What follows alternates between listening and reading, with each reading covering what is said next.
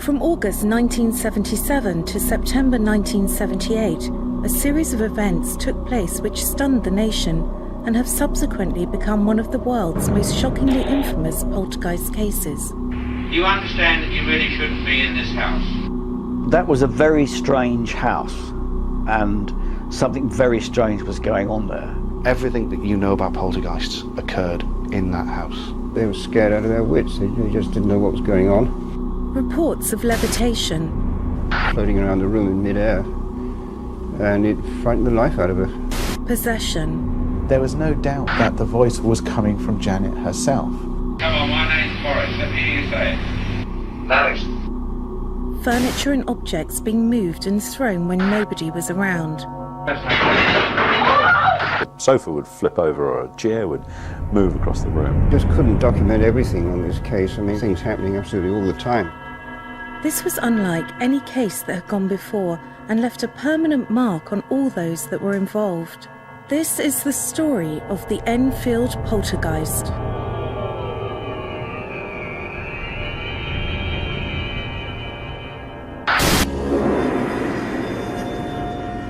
In 1980, a book entitled This House is Haunted was published and recounted the Enfield investigation in explicit detail. However, the book's author, Guy Lyon Playfair, got involved in the case quite by chance. I had experience of a very long and lively poltergeist case in São Paulo, Brazil, and I wasn't really hoping to do any more. We happened to have a lecture at the Society for Psychical Research, which I was a member of, on the subject of poltergeists, as it happened, and I was sitting right next to another new member called Maurice Gross, whom I hardly knew except to say hello to. And at the end of the lecture, Maurice jumped up and said, "I'm investigating a very interesting case right now, and I need some help." And there was a resounding silence. So I turned around and said, "Don't mind helping out for a couple of days or a week maybe." And that ended up 14 months. Maurice Gross was investigating disturbances at the home of single mother Peggy Hodgson and her 4 children. It was a normal council house like 1,000 others across North London. However, on the evening of the 30th of August 1977, this normal family home bore witness to some decidedly abnormal activity. Well, the activity started on the 30th of August 1977. Janet complained that her bed was wobbling, and also her brother Peter's bed was also wobbling as well. And the mother just ignored them, just thought, they're just getting up to stupid stuff. But the following night, things became even more bizarre. On the next night, the 31st of August, that's when other people started to experience what Janet and Peter were experiencing. And quite simply what happened, it was around about 9:30, Mrs. Hodgson put the children to bed, and then all of a sudden she heard it's like a crash. Peggy Hodgson, the mother, went up to her daughter's room to chastise them for making a lot of noise and for actually staying up late at night. When she went to leave it, a chest of drawers by the door pulled itself out as if trying to obstruct her, and she pushed it back and then it pulled itself out again. Undeterred by that, she tried to push the chest of drawers back against the wall, and she successfully did that, and then all of a sudden it started to move back out again. And this time when she tried to put her weight behind it, she couldn't move it at all. It was like some other force was pushing it. Peggy and the children were terrified, and not knowing what to do, turned to their neighbours, Vic and Peggy Nottingham, for help. The Nottinghams didn't really know what to do, for the best. They tried to calm down the Hodgsons, but that was having no real effect because of the things that they experienced. Even on that first night, they consulted with the neighbours, or they went over in terror to their neighbour's house, to Vic Nottingham. He went to investigate and he experienced things. Eventually, I think it was Mr. Nottingham decided that the only people that could really come out was the police. On the evening of the 31st of August 1977, The police came to Green Street and were able to convince Mrs. Hodgson to re-enter her house. Just two police officers arrived and they did a tour inspection of the house. And at first nothing happened, there's nothing untoward. But it wasn't long before the activity started again. A large armchair apparently moved unassisted about 4 feet across the living room floor. PC Heaps, we've got her recollection of the events on record as witnessing the levitation of a chair, the movement of a chair. I was impressed by the statement made by the woman police officer, because she seemed to have seen something quite clearly, which was a chair that moved, apparently without any propulsion, and she investigated to make sure it hadn't got something attached to it. I thought that was quite a clear, lucid report, and also very courageous of her to speak out when probably she was the subject of a lot of mockery after that. Enfield case was documented from day one when they called in the police. That's not bad, I mean, to get a testimony of a police constable on the first day. When people report seeing things like that to you, that's one thing, but when trained observers like police officers witness these things and then they actually sign written statements, to the effect that, that's exactly what they saw, it adds more weight to these sort of cases. On Thursday, 1st of September 1977, at approximately 1 a.m, I was on duty in my capacity as a policewoman when I received a radio message to Green Street, Enfield. I heard the sound of knocking on the wall that backs onto the next door neighbour's house. There were 4 distinct taps on the wall and then silence. The eldest son pointed to a chair which was standing next to the sofa. I looked at the chair and noticed that it was wobbling slightly from side to side. I then saw the chair slide across the floor towards a kitchen wall.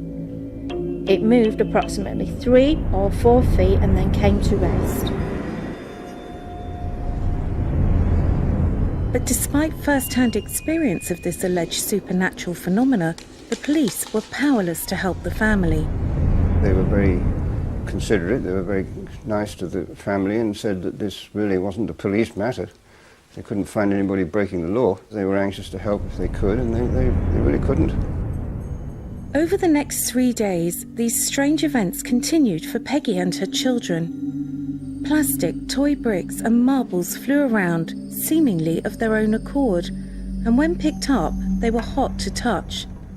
A vicar and a local medium visited the house, but were unable to help. They were scared out of their wits. They just didn't know what was going on.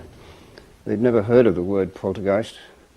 In fact, the girl used to call it the polka dice, and they had absolutely no idea of the same thing happening to anybody else. These things are not amusing for the people who are having them. There were relations of the family who I met, and they said that if they sat on a chair it got twisted around, or a child got apparently thrown from a chair into the middle of the floor. Well, they always come in the same order, which is interesting. It's as if the poltergeist was reading from a script. You start with knocking, rapping on the walls, and then you get small objects being thrown, and then you get larger objects being thrown, and then you get tables and chairs turning over, sometimes completely flip-flop. The family felt confused, terrified and alone. More than anything else, they were asking, why us? It's very hard to tell why it should be any particular victim, because the experts will all tell you that you've got to have a tension in the family and break up of the parents and so on. Poltergeist activity has been noted for occurring in places where there's a bit of tension in the atmosphere, where there's a bit of unrest in the family, or there's there's some sort of trauma that the whole family are experiencing at the time.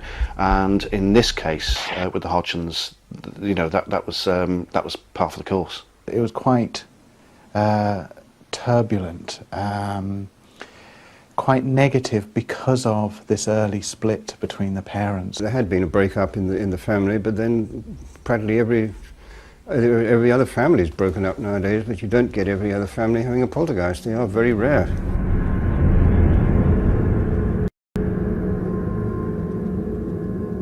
To most experts, there is a distinction between poltergeist activity and phenomena usually associated with a haunting.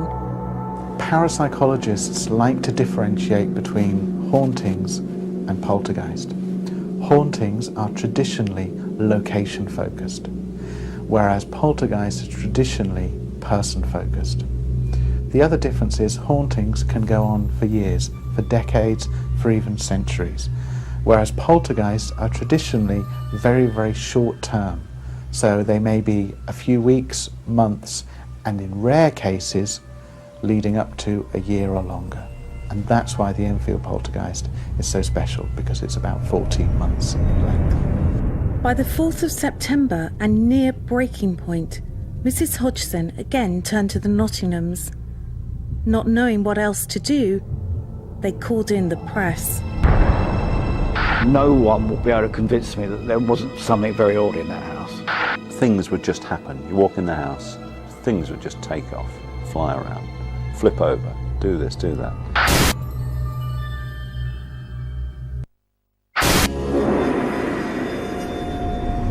On the evening of the 4th of September 1977, a call was taken at the Daily Mirror recounting almost unbelievable activity at the home of Peggy Hodgson and her children in Enfield, North London. The night news editor was a great character called Tom Merrin. And the phone kept ringing with the Nottinghams, who were living next door to the Hodgsons. And Tom tried to get rid of it in the usual way, which is fairly short, but Vic Nottingham kept ringing back. Convinced by the Hodgsons' plight, reporter Doug Bence and photographer Graham Morris were dispatched to the Hodgson home. We knew nothing about the story at all. We were just told that there was something going on in a house in Enfield. And I knew the area pretty well. I'd been at school there, so I knew all around there. And we found the street pretty easily, and we went into the Hodgsons, met them, and they were clearly in a right old state, the family. But newspaper people are very sceptical, and they were clearly very distraught, but nothing happened at all. According to Playfair's book This House is Haunted, as the newspaper men were leaving, the activity picked up again. We came out of the house, we got in the car, and then Vic came running out, and we went back in. Yet photographer Graham Morris remembers things a little differently. The mother and young children had been taken into the neighbour's house and were being looked after there. The whole point was that we were to go in first and wait for the family to come in. And it was as the family were then brought in, the children were brought in, some of them still asleep, then suddenly things started flying around the room and things were taking off, only little things like children's toys, Lego bricks, stuff like that. Regardless of which testimony is correct, both newspaper men agree on the bizarre events which followed. The two girls were screaming. I hesitate to use the word paranormal. Something was going on there, and Graham was hit by a brick, and Lego bricks hit the wall, and I have no doubt that happened.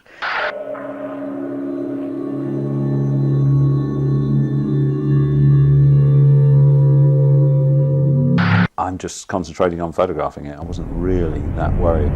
There were things that were just bouncing off walls or flying around, and then suddenly a Lego brick, or it was quite a sharp corner on a Lego brick, whacked me in the eyebrow, and left a mark there for a few days.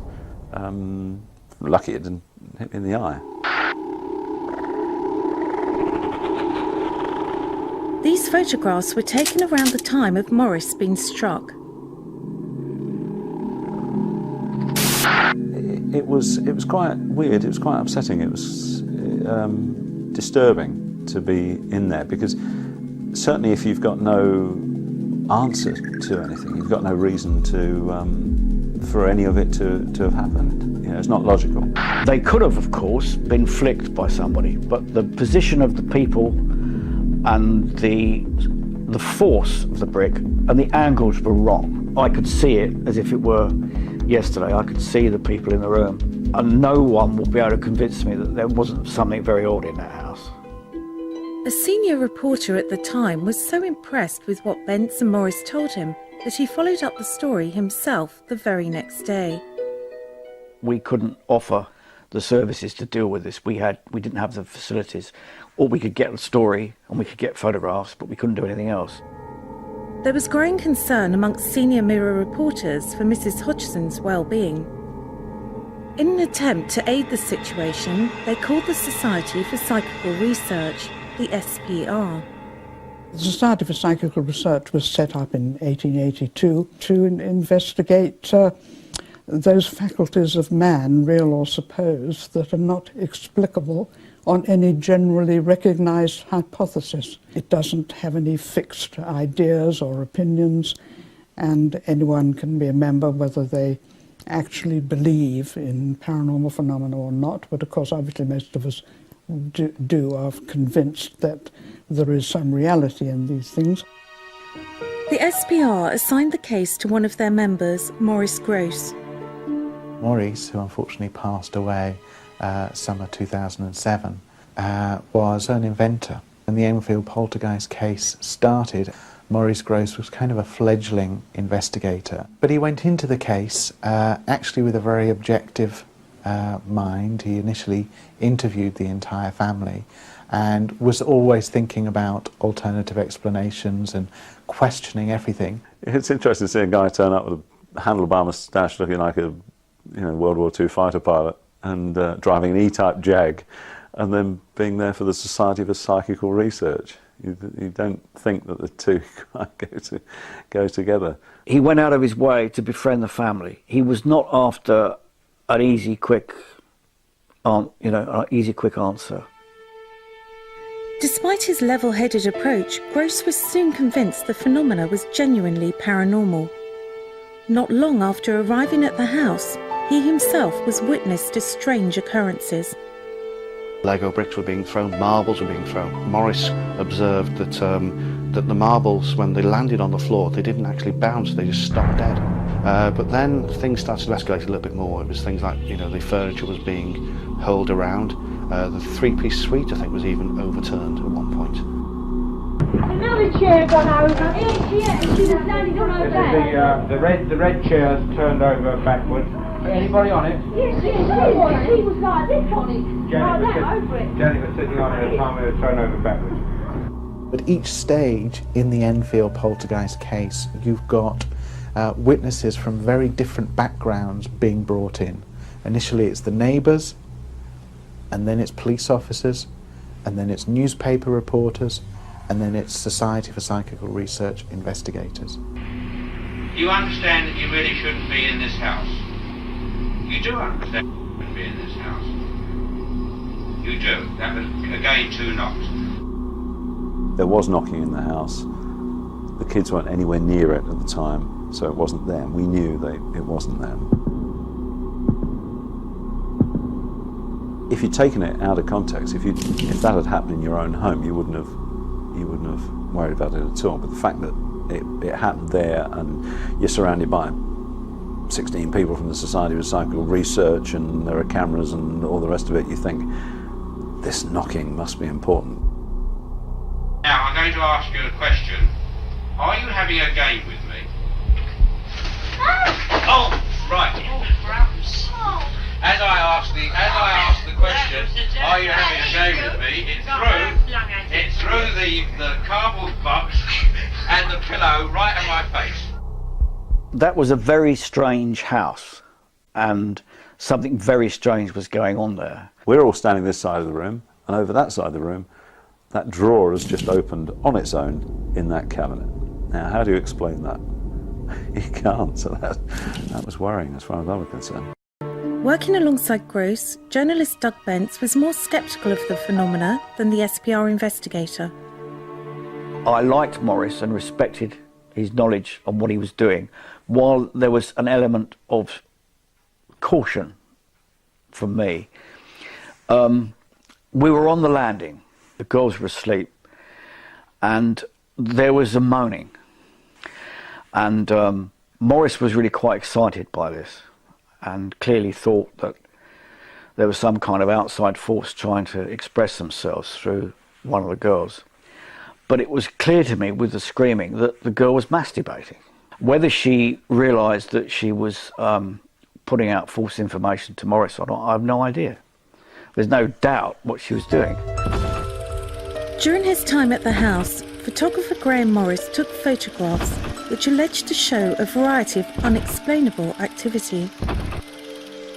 I didn't think I was going to spend the months that I spent up there photographing various things. This activity occurred most notably in the bedroom now occupied by 11-year-old Janet and 13-year-old Margaret. Photography was done remotely. I'd be setting up remote cameras, so a lot of it I didn't witness, but I was there just to record it, just to set up cameras and photograph it. You can actually see the bedclothes being lifted, but more importantly, in the corner of the photograph, there's the actual curtain is wrapping itself around the cover, and it looks like it's involved in pulling the cover off. And it's a small series of photographs, but I find them fascinating.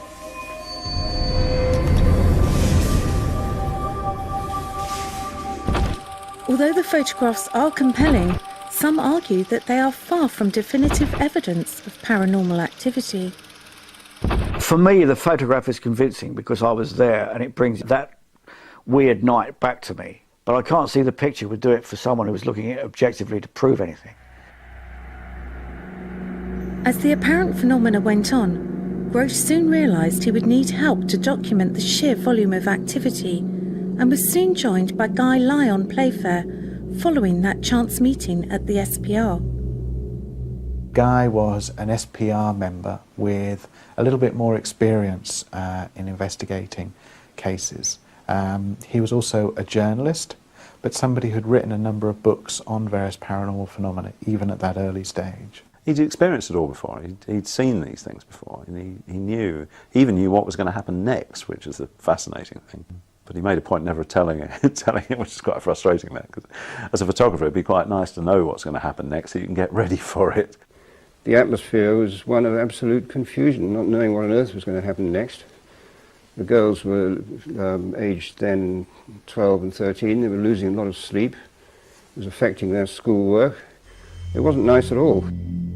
However, as the strange events continued, questions started to be asked about Mrs. Hodgson's motives.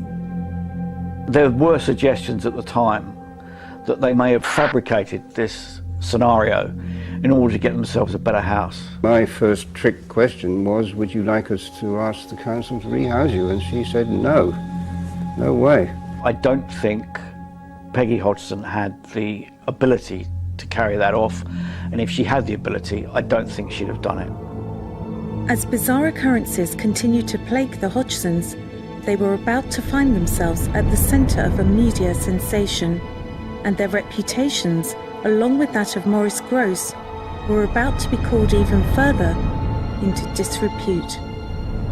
The girls did play a few tricks. I'm sure they were under pressure to perform. I wouldn't have taken the girls' words for anything at all.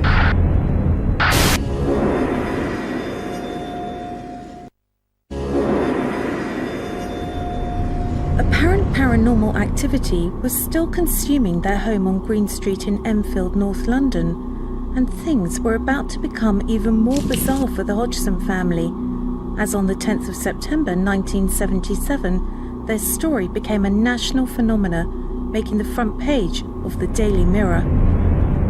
The Mirror was a very respectable paper. You didn't get silly, nutty stories in the Mirror. Normally, paranormal sort of like stories are usually tucked, about page 16, 17 in a newspaper, little tiny column. This is like a full page spread, basically saying that this house is haunted.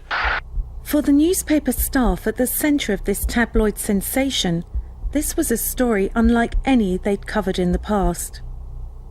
Stories fitted a pattern, but this one fits no pattern. This is a one-off story. The story at the time was completely unique. No one had seen anything like this before. Each time a representative from the media actually visited the house, they each seemed to have their own personal experiences. And it gave it a more personal edge rather than just kind of a step back, objective reporting about what happened. Here were journalists who were reporting on their own experiences. The Enfield case was suddenly at the centre of a media frenzy.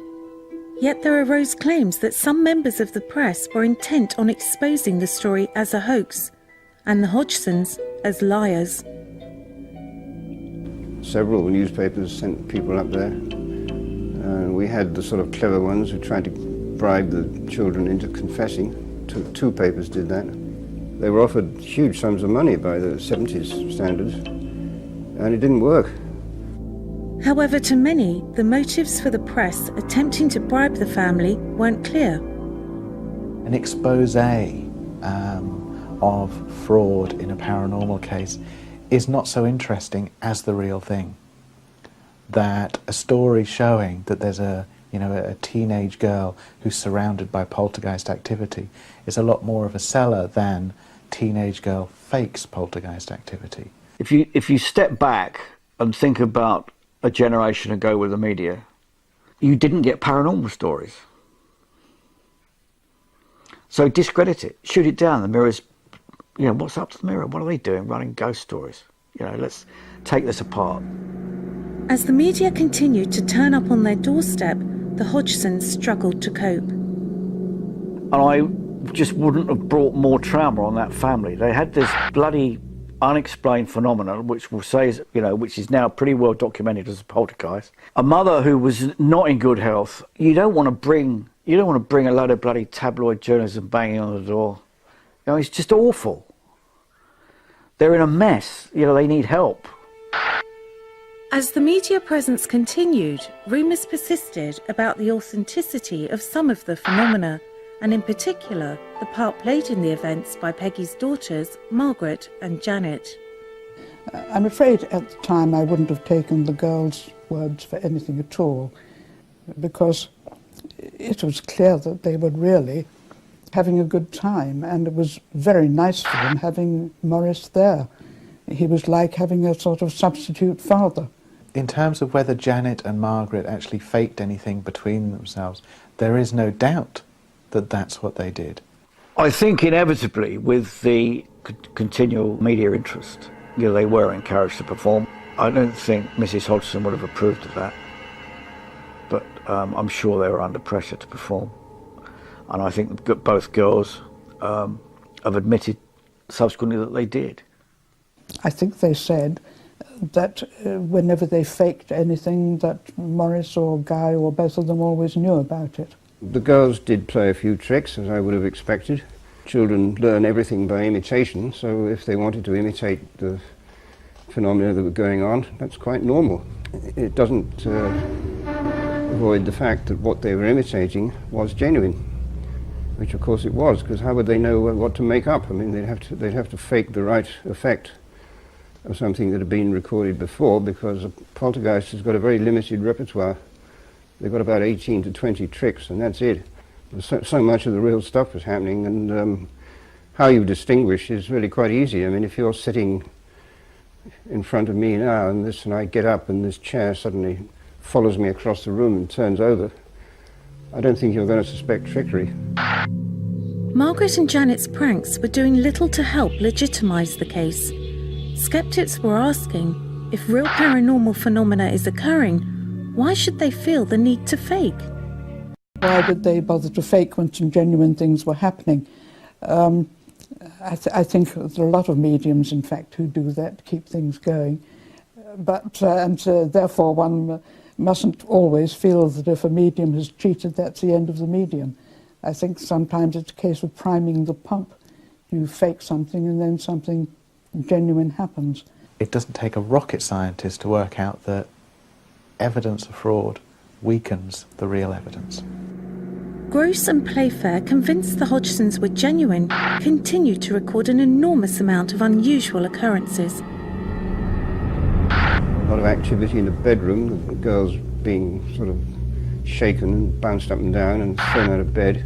We even had a box of matches caught fire, or rather was burned on the top.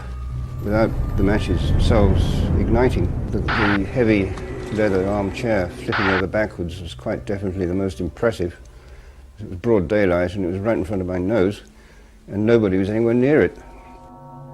However, as the investigators spent more and more time with the family, doubts concerning Gross's objectivity began to surface. 2 investigators spent an extraordinary amount of time in the house, far more really than in most cases. Morris, as always, came out with instant reasons for everything happening, and it was always attached with something to do with poltergeist. Morris certainly considered it the most fantastic thing that had ever happened. I was very wary of his initial observations because he wanted to see things. After a while, maybe I'm cynical or whatever, I just find it was a bit too wanting to read too much into it. Morris accepted as genuine a lot of phenomena that he did not personally see, and accepted the word of the family for a lot of things. If you're a member of something like the Psycho Research Society and you believe in the paranormal and you want to see paranormal manifestations, you'll find it. Gross had suffered a bereavement barely a year earlier, and some thought that this was causing him to place too much faith in the Hodgsons' claims. The whole affair was a very big thing in Morris's life, because he'd lost his own daughter, also called Janet. This to him was really proof of the paranormal, and probably proof to him of survival too. Well, I thought for Morris to have lost his daughter a year before, it's got to have been in the back of his mind, I would have thought. To try and speculate that he may have lost all objectivity, I don't think it's a very good explanation. Morris, from a very early point in the investigation, was looking at this very much as a poltergeist case. He was looking at it as possibly occurrence of psychokinesis. At no point in the case was there any sort of confirmatory aspect for Morris that Janet was trying to communicate with him, or that in solving this case it would help him deal with the loss of his daughter. The legitimacy of Gross's testimony is backed up by the fact that others were also witness to much of the strange phenomena, and this activity continued, including problems with Graham Morris's camera equipment. Graham Morris, the photographer, a very highly experienced professional Fleet Street man, he charged up his flash guns one night, and when he started taking pictures, found they'd all discharged at once, which is pretty unlikely. In fact, it's not possible. I had a flash gun, or maybe even 2 flash guns that were fully charged, always fully charged before getting there, and then trying to use not 1 but 2 of them, and the power drained from them, and that was, I couldn't answer that. I mean, there was no reason for that. I'd never seen it happen before. It's certainly never happened since. And it wasn't just the newspaper men who experienced problems with technical equipment. We had a video recorder with an infrared lens where we were hoping to film something happening in the dark, and all that would happen was that when they switched the machine on, all the lights came on simultaneously. You know, fast forward, back, play, and so on, which they said was not possible. But there it was. Despite the investigators' best efforts, no video footage of any of the reported phenomena was captured. In the Enfield poltergeist, we don't have any footage. All we have is some photographs and the accounts of the people that were involved, either the family or witnesses or the investigators. If I could go back with the gear that you have now, the equipment, the technology there is now, you'd be laughing. You'd either photograph everything or you'd show it all up completely to be fraud if that were the case, which I doubt. But you'd have a lot more on film, or digital. You'd have video running, all sorts of things. Despite no video evidence, more and more unexplainable phenomena continued to be reported. The knocking on the walls continued. There were outbreaks of fire that disappeared as quickly as they started. and the curtains in the bedroom are seen to blow in the wind, even when the windows are closed. But most disturbingly, the activity was seen to centre more specifically around 12-year-old Janet. Janet was sedated for her own safety. It was when she was there that things happened. Janet was the epicenter of the whole thing, common denominator of everything that happened.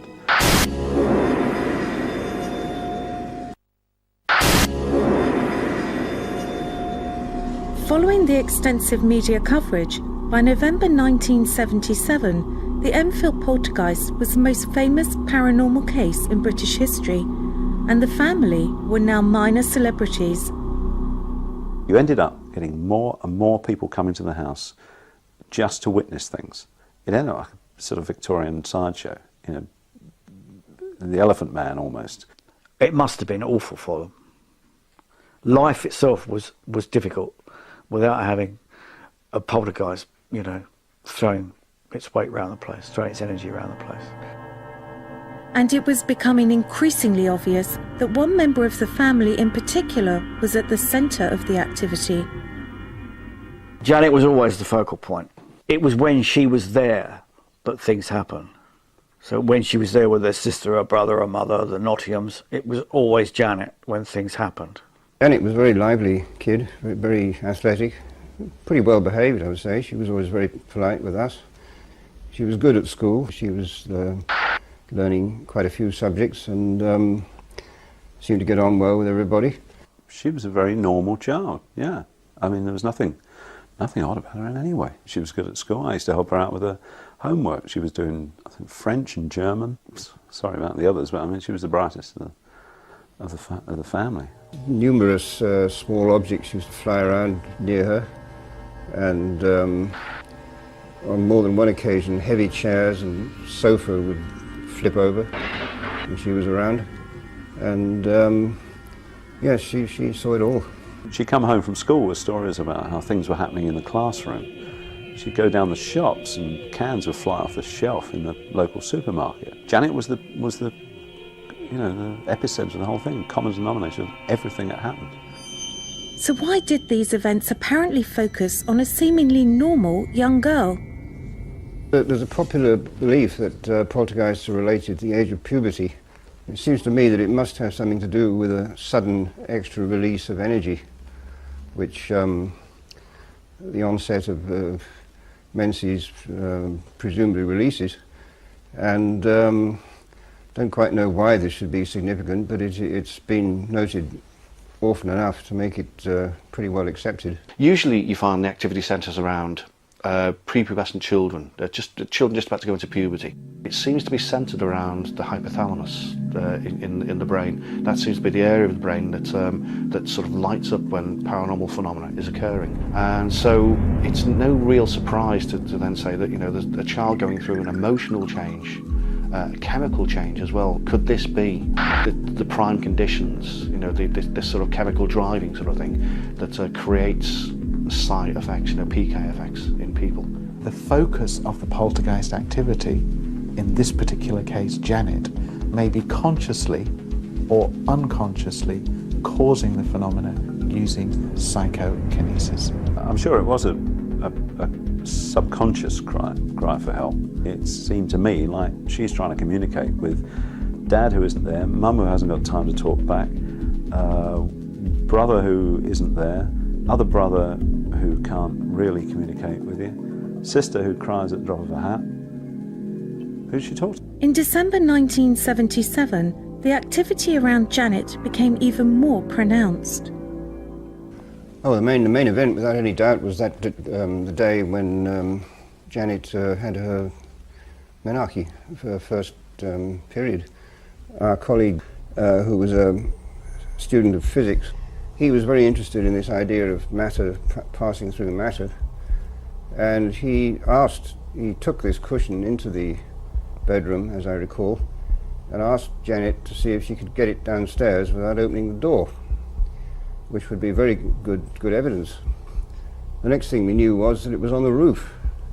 Instead of going down through the floor, it went upwards, and the local baker was walking along the pavement towards the house and suddenly saw it. He said there was nobody leaning out of the window, nobody threw it. 1 minute it wasn't there, and the next minute it was. According to eyewitness reports at the time, a large red cushion materialised out of thin air above the Hodgson house. You're suddenly confronted with something like that. It's a terrific shock to the system. I mean, you know it can't have happened, but you know it did. And I got it down with great difficulty, I may say. I nearly fell out of the window. And there's just no way that I could have got that cushion onto the roof normally. And if I couldn't, I don't think a 12-year-old girl could either. However, the day's strange events weren't over yet. On the same day, a colleague of ours asked Janet deliberately if she could make something go through the floor to the room below. And the next thing we knew was that Janet claimed to have floated into the house next door through the wall, and she described the neighbour's bedroom, where she'd certainly never been, quite accurately, and said she'd left something behind in there. So we made arrangements when we could to go round, and sure enough there was a book belonging to Janet in the neighbour's bedroom. I met Mrs. Nottingham from next door, and who I must say did talk about some pretty hair-raising things. Well, it sounded rather as if some book that ought to have been in the Hodgson house ended up in her house, and things came through the wall. Oh, suitably enough, the book was called Fun and Games for Children, which was quite appropriate. But there's just no way at all that she could have got in there normally. The house was locked, the neighbour was out, and you couldn't get through the window, you couldn't even get up the chimney. We checked that, it became blocked off. And yet the book was found next door, so it had gone through the wall. It does stretch credibility, doesn't it? You know, it sounds absolutely fantastic to think that a child can, dematerialise or go through a wall and deposit something and come back. We have to rely on the people who were there at the time. We can do nothing more than just take their word for it. But with the weight of everything else that was reported by other people, then it doesn't surprise me in the least that these sort of things were reported there. Just when things seemed they couldn't get more bizarre, they did. The levitation started off with the girls sort of just sliding out of bed, and then it got more and more impressive when we ended up with a sequence of pictures of them, what I'm told is levitating. Do these pictures, taken remotely by photographer Graham Morris, actually show Janet levitating? Pictures don't lie, let's put it that way. The pictures that you see actually happened. Whatever it was, happened. What caused it to happen, I'll leave everybody else to work that one out. I just know that when that camera went off, it photographed about 5 frames of a girl starting off, coming out of bed, and then ending up on the floor. The increasing unpredictability of the apparent phenomena surrounding Janet raised some serious concerns for her well-being. There have been incidents of levitation and bedclothes being pulled, and the investigators at the time were concerned about her safety. The doctor came round and gave her a shot, and he said something like this would put a horse or an elephant out, and she's still fighting, and it ended up with about 2 or 3 of us trying to hold her down, and this was after the sedation. Later on that night, she was found 10-15 feet at the other end of the room, up on a dresser. That's quite a shocking thing in itself. We were all downstairs, big bang, everyone rushes upstairs, her uncle goes in first, finds her on the radio. I walk in with the camera, bang. How did she get there? I'll leave that for all the others to try and work out. In spite of the best efforts of the investigators and medical professionals, this apparent levitation continued. She had that experience of levitation, which was witnessed from the street outside.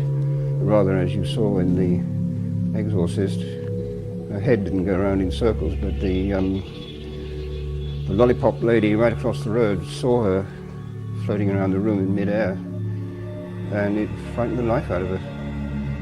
There were witnesses in the street that actually saw this. They looking up through the bedroom windows, and there's Janet floating past the window, you know, at some height.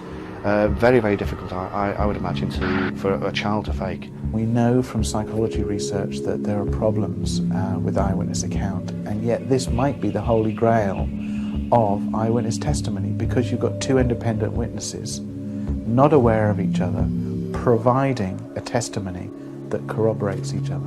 Well, Guy and Morris, I think, were convinced that a lot of things happened that I would not be convinced by.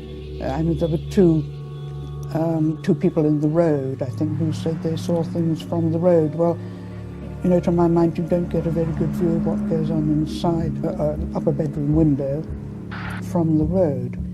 While I respect Maurice Grosse hugely, I'm sure he wouldn't have made anything up. I'd have to be very sceptical about levitating. To repeat what Sir William Crookes said in about 1860, I never said it was possible, I said it was true. And the position is the same today. We just got to redefine what we think is possible.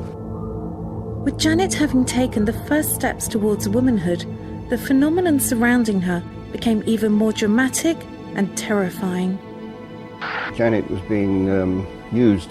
Janet started to speak with this odd voice. The discarnate entity was actually using Janet to speak. Right. Come on, my name's Morris. Let me hear you say it. Maddox. Maddox. Maddox.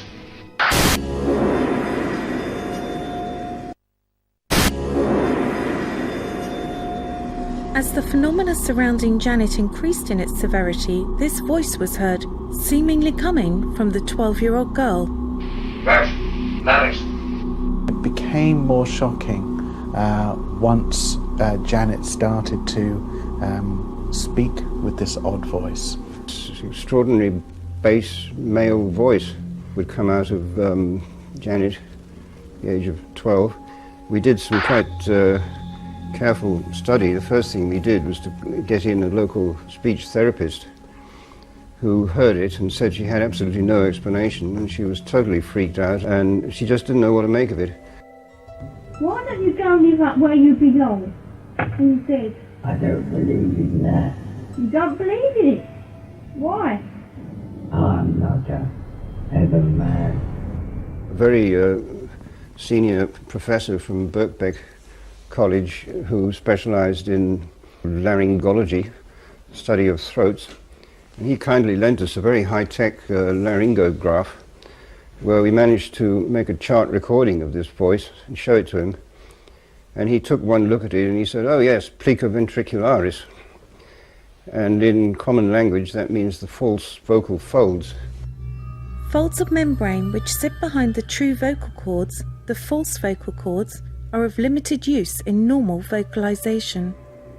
We got an enormous variety of stuff ranging from absolute rubbish to rather disgusting obscenity to what sounded like very much like genuine messages from people who were lost and confused and didn't know where they were. I'm not a heaven man.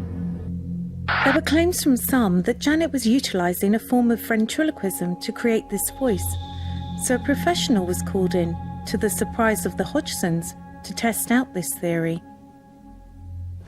Ray Allen, the TV ventriloquist, was brought along to sort of say, well, you know, that sort of tone of voice couldn't come from a girl of her age. George came up to me and said that they've got a ventriloquist involved, and I threw my hands up in horror. I was totally opposed to that and wouldn't have anything to do with it. You can completely rule ventriloquism out, mainly because that also involves our knowledge. Ray Allen's visit threw little clarity on the situation, and the strange voice continued. Most people really can't keep it up for very long because you get a desperately sore throat.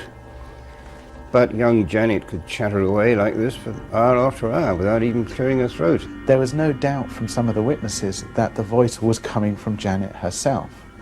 But it's interesting when you speak to experts about where that voice came from, that it came from the false vocal cord, that if you try and do that yourself, for even an hour or two at a time, you can start to lose your voice. And remember that she was doing this periodically over the course of several weeks for an hour straight. I've actually played with my false vocal cords on a number of occasions, and yes, you do get very, very hoarse in a matter of seconds. I don't believe in that. I did witness the voice from Janet, or wherever it came from. It just sounded like a girl putting on a gruff voice to me. I just thought it was sort of, okay, well, everything else is gone now. You know, we've finished with the Lego bricks flying around, all the chairs have flipped up, and we've done the levitation, we've had the knocking. So what do we do now? Oh, I tell you what, we haven't had voices yet, have we? Let's give that a go. Morris was very impressed by the girl's voice, and very few members of the SPR were. It's certainly unusual. It's even a bit extraordinary, but then, of course, there are extraordinary things that people do that are not paranormal. Morris rather gave the impression she would talk for an hour. Well, not really. She would talk in short bursts, and then there'd be silence, and then somebody else would say something, and then she'd start again. Well, aren't you a heavy man? Bill, and I am 72 years old. While there was some scepticism about the authenticity of the voice, support for its legitimacy came from a surprising source.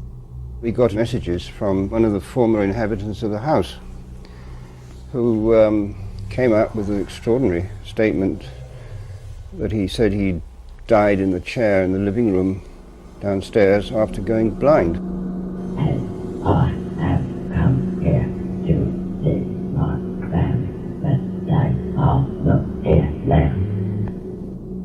There's some substantial evidence to support the fact that there was a previous occupant of that house called Bill, and it did appear that his character was actually coming through Janet.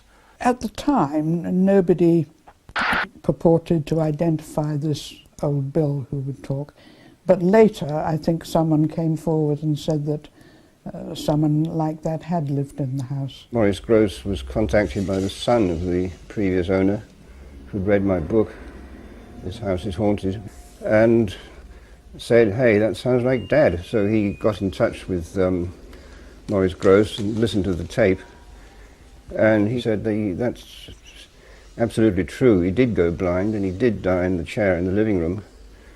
And this was long before the Hodgson family moved in, so they'd never met him. And I found that pretty compelling. I think that was evidence for what known in the trade as earthbound spirits, people who don't realise they're dead, or else they don't want to leave the last place they were on Earth. Bill, I am 72 years old. Could this actually be the voice of Bill, the former occupant of the house? If not, what are the other explanations? On Green Street, there could have been countless neighbours that may have been aware of Bill's passing in that house before the Hodgsons were there, and that information could have easily got to the Hodgson family. It's a long street, people lived there a long time, the police were there, the vicar was there, you know, it would be very easy for the girls to pick up bits and pieces and absorb that, either knowingly or unknowingly. She didn't actually say anything particularly interesting. Most of it was just sort of gabble and burble and bad language, and I think a lot of people just thought she was enjoying herself. So I've never been impressed really by anything to do with the voice.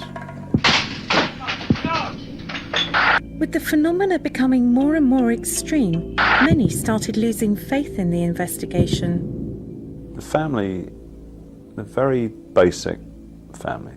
Mother didn't really know what was going on. She would accept whatever anyone would say to her, that this was for the good of the family, this was for trying to solve this problem, or maybe it would just go away if we all left. We don't know. But by this time it became a laboratory, it ceased to be her home.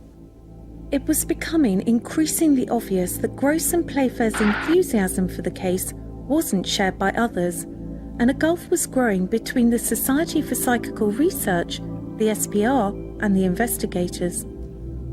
Well, the people who believed most firmly in Enfield were the people who actually had spent most of the time investigating, who were Maurice Grosse and Guy Playfair. And there weren't many other very enthusiastic supporters among the members of the SPR. They actually, frankly, didn't believe a lot of the phenomena. And so what you might call a sort of anti-Enfield faction arose. It wasn't easy at all, and we did get help from our own colleagues that we would have liked. And an awful lot of evidence went unrecorded because we simply couldn't get to it. The SPR thought that it wasn't really handled as properly as it could have been. You know, the press, radio, TV all got involved. I think they thought it ended up as a bit like a circus.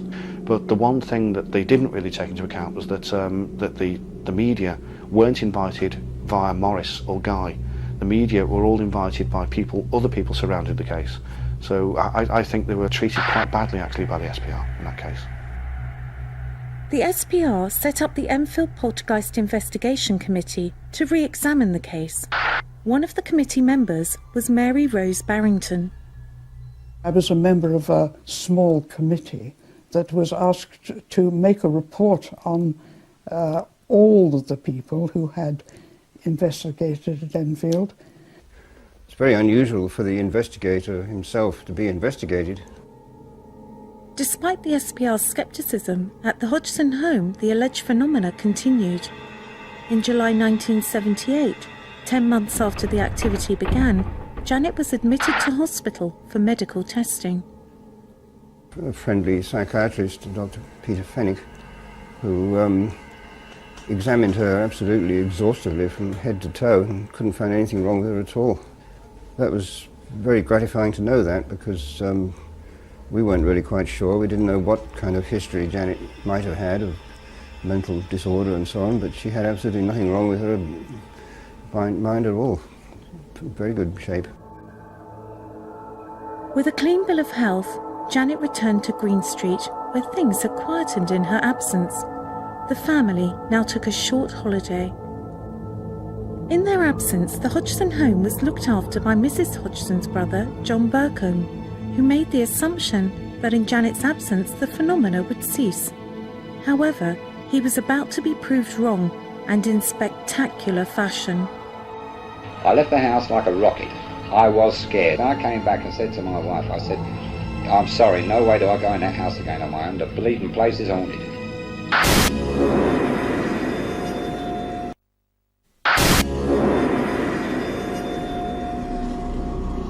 It was almost a year since the events had begun on Green Street in Enfield, and following a night of disturbances, the Hodgsons were staying down the road at the house of Peggy's brother, John Burcombe. Burcombe, as you are about to hear, returned to the Hodgson home on his own to fetch an alarm clock. I came down to the house was in darkness, nobody was present except me. I walked up the stairs to go into the bedroom to get the clock. As I got to the bedroom door, the door opened on its own. I saw the knob on the door twist, like somebody was turning the doorknob from the other side.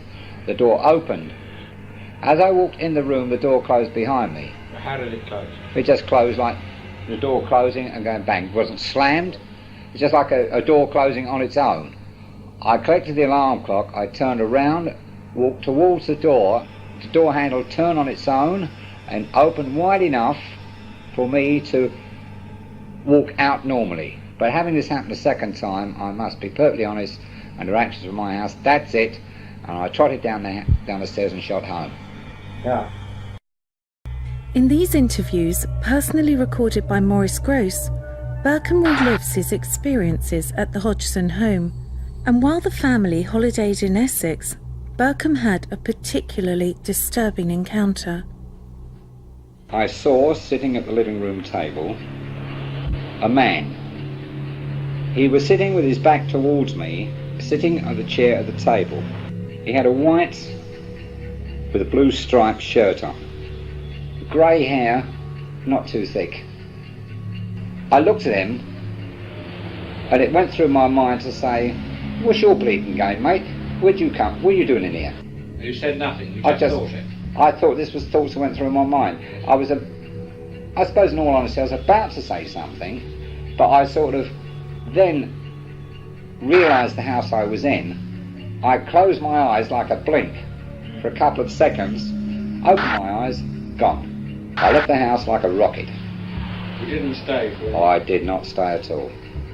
Were you very scared? I was, well... You were very scared? I was scared, and quite honestly, I came back and said to my wife, I said, I'm sorry, no way do I go in that house again on my own. The bleeding place is haunted. Similar experiences of alleged apparitions were reported by the family throughout the summer of 1978, yet these claims were unusual for a poltergeist investigation, and many were dubious of this later phenomena. After a while, it was almost as if something had to be produced. You know, there were so many people coming through the house, you can't let them down. I can't put my hand on my heart and say anything's right, because I wasn't there. And it's, you know, it's second-hand information. After over 12 months of activity, Gross and Playfair finally seemed to be making headway in bringing closure to the Hodgsons. We had visits from a Unitarian minister who was a friend of mine, who was very, very nice and really just tried to calm the family down and so on.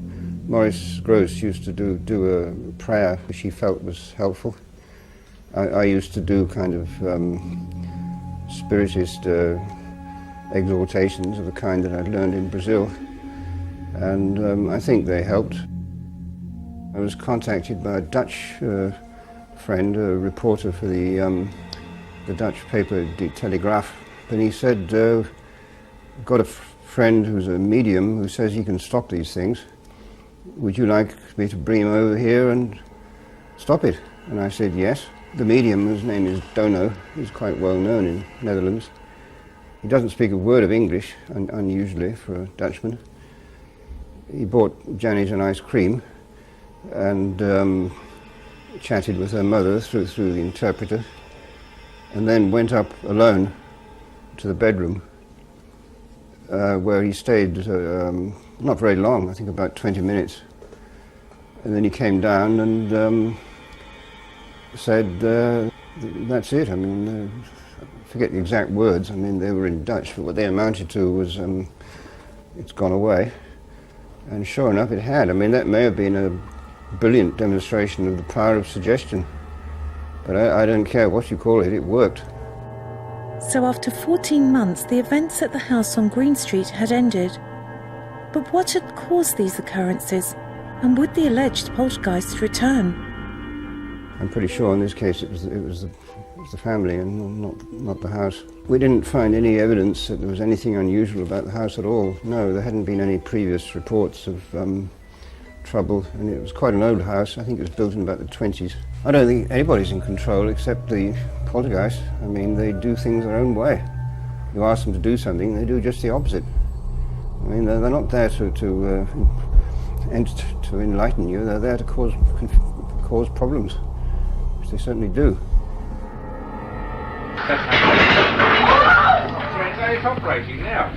Well, to be honest, nobody can quite explain why they come and nobody can quite explain why they go. There are various theories about this, about some kind of human frustrations or some kind of energy that one hardly knows about. And there was a very, very minor outbreak about 6 months later, which only lasted a very short time, a day or two, I think. And since then, nothing. While things were returning to something approaching normality for the Hodgsons, they were just getting started for Barrington. In compiling the Enfield Poltergeist Investigation Committee report, she spoke at length to all those involved in the investigation. I personally, like most other members of the society, got involved at a rather late date. So my personal involvement was really just interviewing the family and some of the other witnesses and making my own report on my assessment of whether I thought they were telling the truth or whether I thought they were really creditworthy. So what did Barrington make of the testimonies of those who had experienced the events firsthand? I was impressed by Mrs. Hodgson. I thought she was a very worried woman. I never thought for a moment that she was inventing anything. But were the children's statements as reliable? The two girls, well, they were different. Janet seemed to be rather very tomboyish and jumping around all the time. Margaret much more sedate. No, I couldn't. I really could not tell whether I thought they were fooling around. I'm quite impressed by the fact that now grown up, they both insist that it was genuine. I think that is quite impressive because when you're no longer the centre of attention as a poltergeist focus, you can make yourself the centre of attention again by saying that it was all you're playing around and fraud. So what did the report conclude? Was this a case of genuine poltergeist activity or an elaborate hoax? I wrote a short summary of our conclusions, which were that, roughly speaking, there was every reason to think that there was poltergeist activity in the house, though there was a lot of it that we thought was at best unproved. So finally, a line was drawn under this bizarre series of events. Soon after, in 1980, Playfair's book, This House is Haunted, was published, to much critical scrutiny and acclaim. I think it's an important landmark book for all investigators because it catalogues from the very start to the very end of the activity that occurred, and it's not done with any glamorisation or any sensationalisation. The story's just told as it is. So what is the legacy of the Enfield case? One thing that, as investigators, we are aware of is the copycat effect. This it happens with UFO cases, where you have a massive sighting which is reported in the press, then all of a sudden everybody's seeing UFOs. It happens with ghosts and hauntings and poltergeist cases as well, and those sort of things occurred after the Enfield case. But what became of the Hodgsons and those at the centre of this apparent supernatural whirlwind? To me, it was easily the most fascinating thing that's ever happened in my life. I mean, that beyond shadow of a doubt. So it was fascinating to be a witness of the whole thing and just stand there and watch it. The story did affect me. The position of that family, so impoverished and underprivileged and unable to cope. That family did not ever really become a particularly happy family. Nearly 30 years later, they certainly haven't forgotten it. And Mrs. Hodgson, who sadly died recently, she was very much affected by the whole thing, and it's very, very upsetting, and it's something you can't ever really get over.